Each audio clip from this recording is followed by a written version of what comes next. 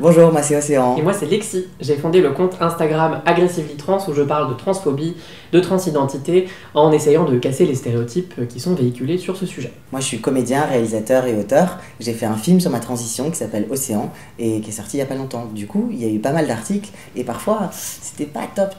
Du coup, on s'est dit que ça serait chouette de faire une petite vidéo pédagogique pour vous, les journalistes. Parce que c'est un fait, vous ne savez pas tout et parfois vous parlez mal de certaines choses quand ça nous concerne. Le principal sujet, le premier qu'on veut aborder, c'est justement celui du vocabulaire.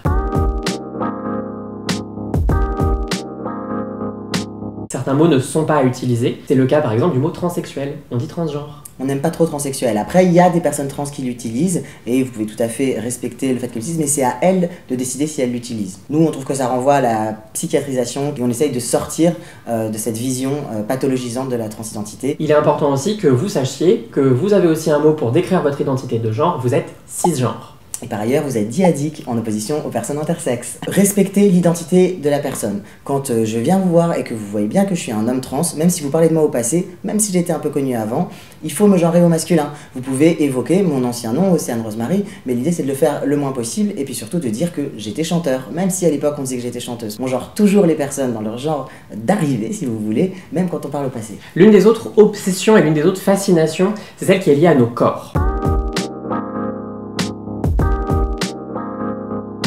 Le corps d'une personne qu'on ne connaît pas, il lui appartient. Ce n'est pas une chose publique dont vous pouvez disposer comme vous le voulez. On n'aime pas trop ça quand vous sexualisez nos corps, quand vous parlez de nos organes génitaux, c'est souvent très problématique. Au Brésil, une femme trans a une espérance de vie moyenne de 35 ans. Il se trouve aussi que c'est le pays où elles sont le plus tuées et où il y a le plus de pornographie consommée avec des femmes trans. Il y a un continuum entre la sexualisation et la violence. Il n'y a pas les gens qui veulent coucher avec nous et qui nous aiment bien et les gens qui veulent nous tuer. Ce sont souvent les mêmes personnes. Donc à chaque fois que vous sexualisez nos corps, surtout pour les hommes trans, par exemple les seins, alors que pour nous on a une relation très désexualisée à nos seins, on le vit comme une violence.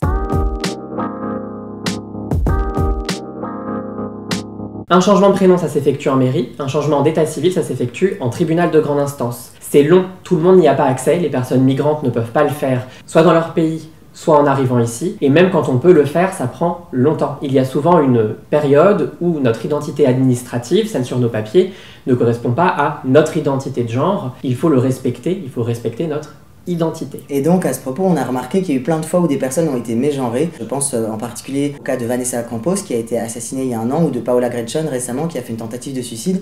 Vous les journalistes, vous recevez les documents officiels de la police et il s'avère que ces personnes n'ont pas forcément eu la possibilité de faire leur changement d'état civil et donc il y a écrit monsieur. Sauf que c'était des femmes trans. Donc c'est important vraiment de se renseigner et de respecter leur identité, surtout quand c'est dans des cas aussi dramatiques.